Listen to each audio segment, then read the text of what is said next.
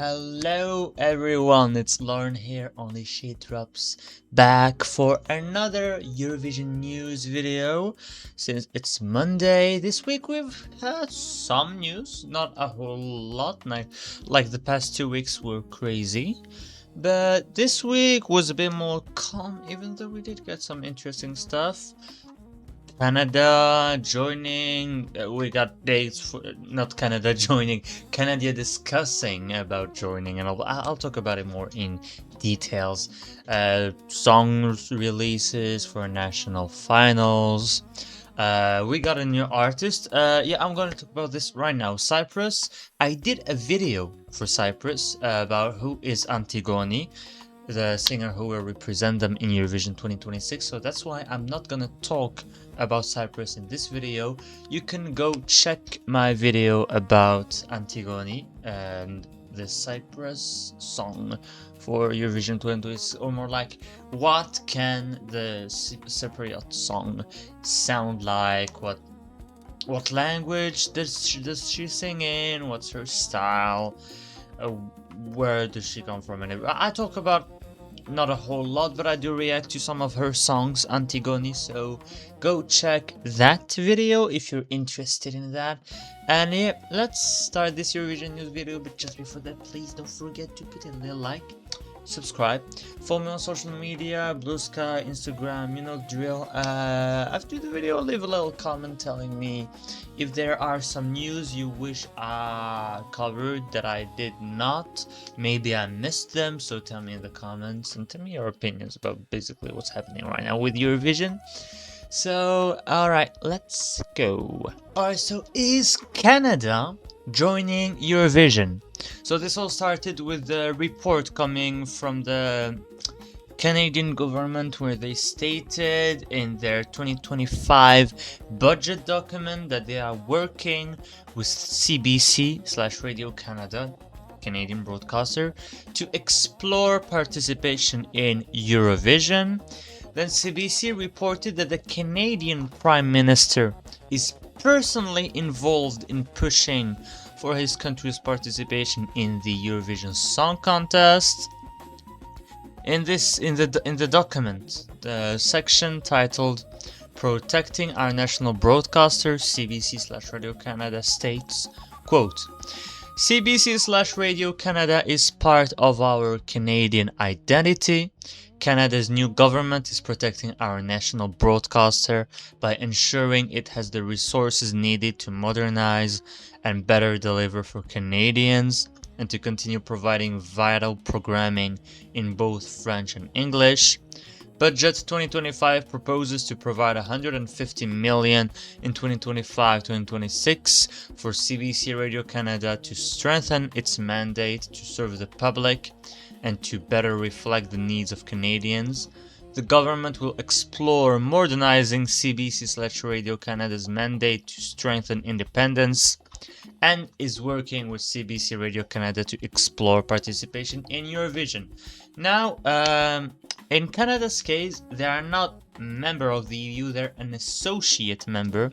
So like Australia or Kazakhstan or Kosovo, they would need an invitation to participate in Eurovision. So if the EU decides, to invite Canada, then they could participate if they want to. So next year is the 17th anniversary.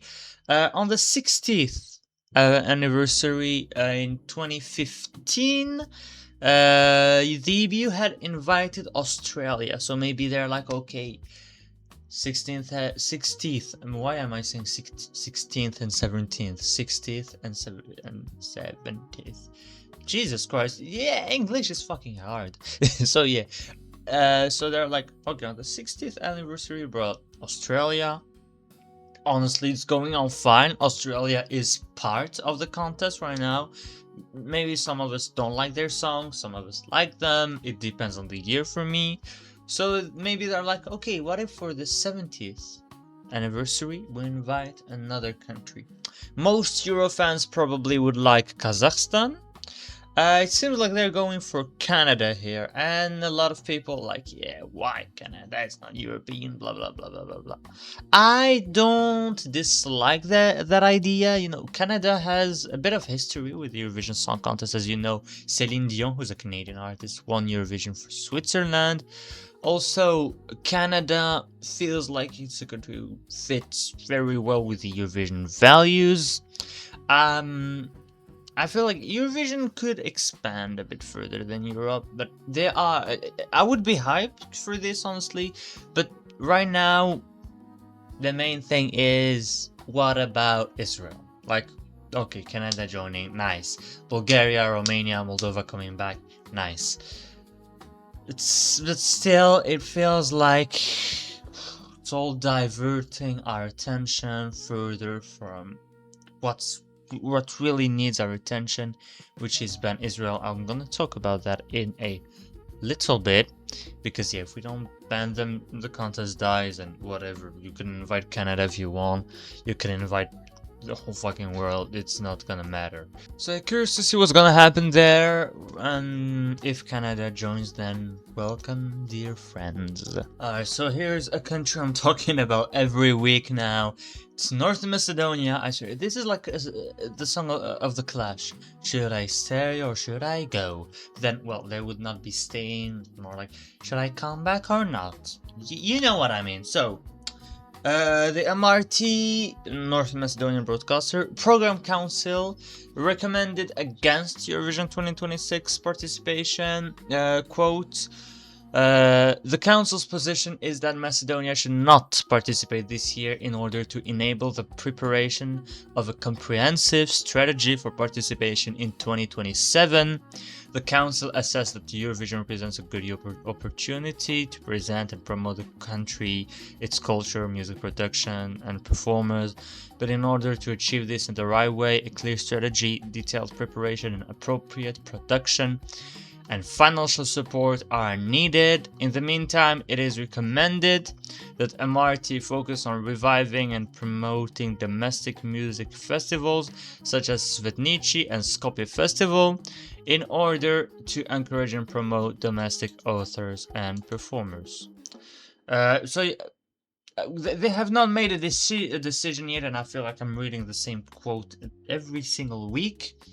But it looks to me like they're gonna wait to prepare properly for Eurovision 2027. We know that Bobby Andonov is like, oh, I can bring a song 2026 or 2027, no matter what, I can bring a song. And they're like, okay, let's wait, let's prepare. I mean, as long as they're back, I'm happy. If they need a year, one more year, to properly prepare, get everything right to take part and not just be a joke, I think that's good.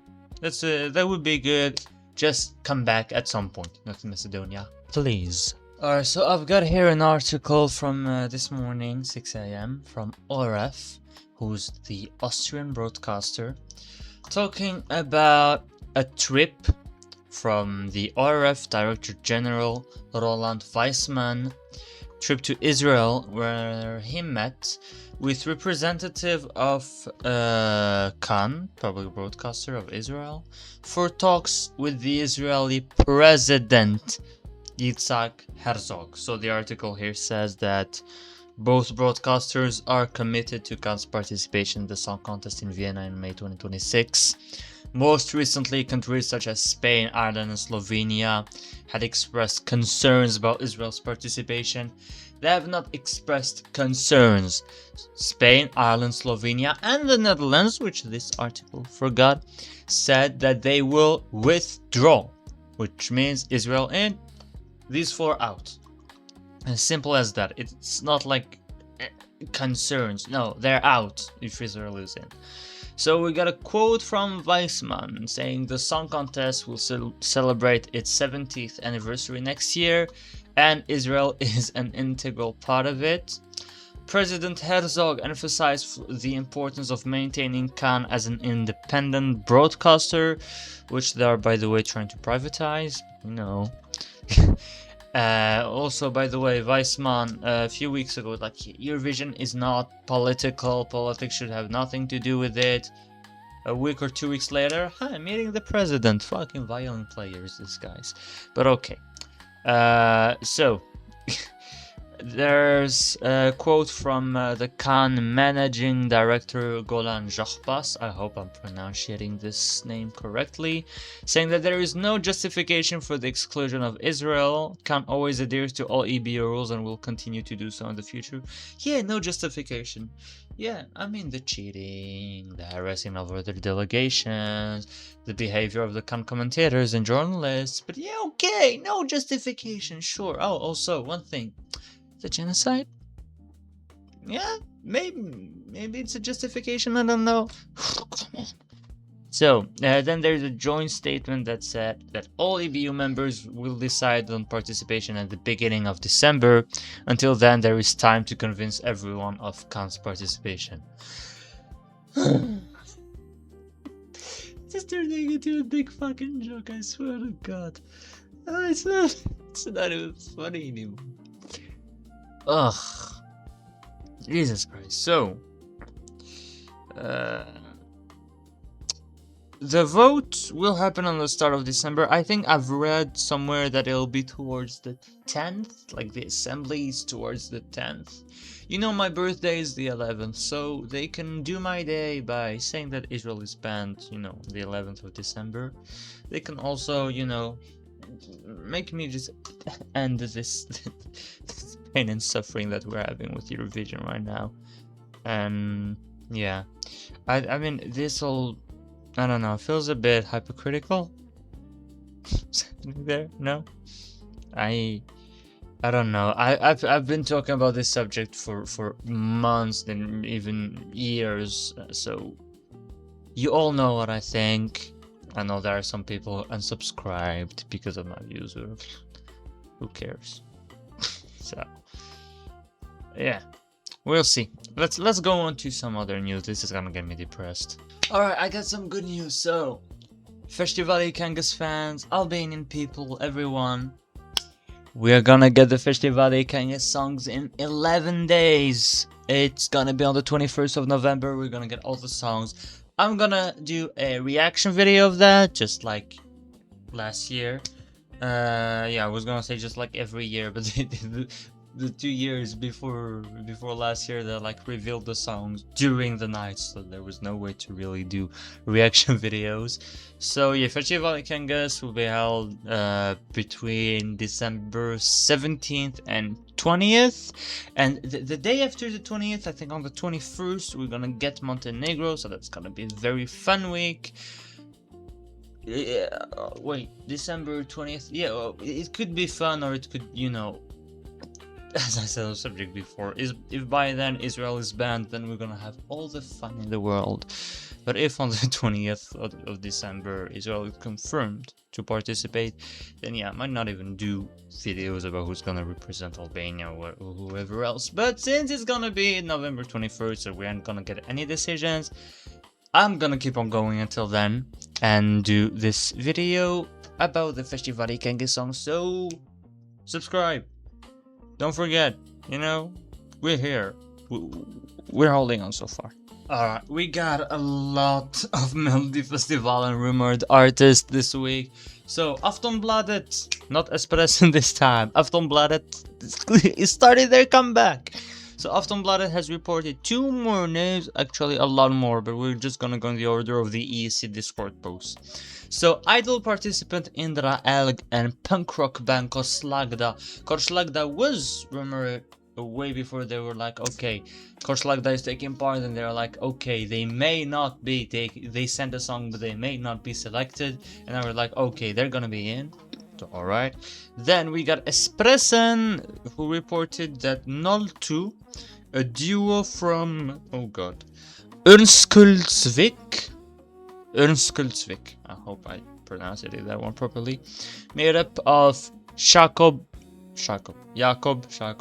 Westerlund and Wilmer Öberg, will compete in Melodifestivalen 2026. Ah yeah, that's Espressen. So they got one back on Aftonbladet. And Expressen 2 reported that the Brandsta City Slackers will compete. 23 years after the last participation, they're a band from Helsingborg known for always wearing firefighter suits on stage. That could be fun. That could be a lot of fun. And then what happens next? Comeback from Aftonbladet reporting that Lila Alfedji, one of Swedish biggest hip-hop artists, will participate in Melodifestivalen 2026. His song is reported to be co-written by Edvard af Sillén. I know that name. Edvard af Sillén. Where do I know that name from? Yeah, he did a whole lot of stuff. A lot of Eurovision songs. Shit, I can't find it. Come on. Edvard af Sillén has been the scriptwriter in Eurovision 2024, Eurovision 2026, and in a lot of Melodifestivalen editions. Okay, he's also their commentators for Eurovision. Alright, that's interesting. That's why I know that name. So he's gonna make his debut as a songwriter in Melodifestivalen. That could be interesting. And then, yeah, we got two other names from Aftonbladet too. We got the pop band Juliet, formerly known as J1, and indie pop artist Alva Tang. So from all these artists I talked about right there, I know none of them. Swedish people, please tell me. I'm quite interested on hip-hop artists. I don't like hip-hop, but I'm like, you know, hip-hop? Melodifestivalen? What? That's unusual, and I like it. I don't like Melodifestivalen. I need it to change. I need more diversity in it. So anything that is, you know, not typical Melodifestivalen stuff, even though I like some of it, I don't hate all of Melodifestivalen, because whenever I say that, people are like, oh, so you don't think Melodifestivalen has any good songs? No, that's not what I'm saying. Just like there's a lot, like when you listen to one song, you listen to like 15 or 20. So it's nice to have more diversity of genres here. There's been a rap artist who's been rumored before, way before. Yeah, Felix Manu. He's a rapper. He's also been rumored. So that's interesting. So Swedish people, tell me who are all these artists, please. Malta. Oh God, how much I love Malta. So Malta. I swear I didn't drink anything. I'm drinking water while doing this video. No, it's not vodka, it's water. So, Malta. National final. Their grand final of their national final. January the 17th. So, there will be one semi-final on January the 15th and a grand final on January the 17th. On the 1st of December, they will announce the 18 semi-finalists, and 12 finalists will be chosen to advance to the final, so 12 out of 18. That's a bit much, only 6 do not qualify. And I bet you, knowing Malta, they might do this wild card out of nowhere and bring us a 13th song. I don't know why I keep on slapping this microphone, I'm sorry. So, January 17th, we got Malta. Alright, one last news is Ethnikos Telikos, the Greek national final, will take part in February. Don't know which day exactly, but it's gonna be February, so let's take a guess there. So February we have on the 14th we have 5 national final. That's Saturday the 14th. On Friday the 20th we have 1. On the 21st we have no final, but we have a heat from Melodifestivalen. This could be a nice date. On the 7th we have Supernova semi-final and Melodifestivalen Heat 2. So that could be also good. So maybe the 7th. There's gonna be 2 semi-finals and a final for Ethnikos Telikos. So is it gonna be something like semi-final 1 Tuesday, semi-final 2 Thursday, and grand final Saturday? Or is it gonna be first Saturday semi-final, second Saturday semi-final, third Saturday grand final? Then it could be, I think, the 21st. I would put it on the 7th, you know. That could be a nice day. Don't put it on the 14th.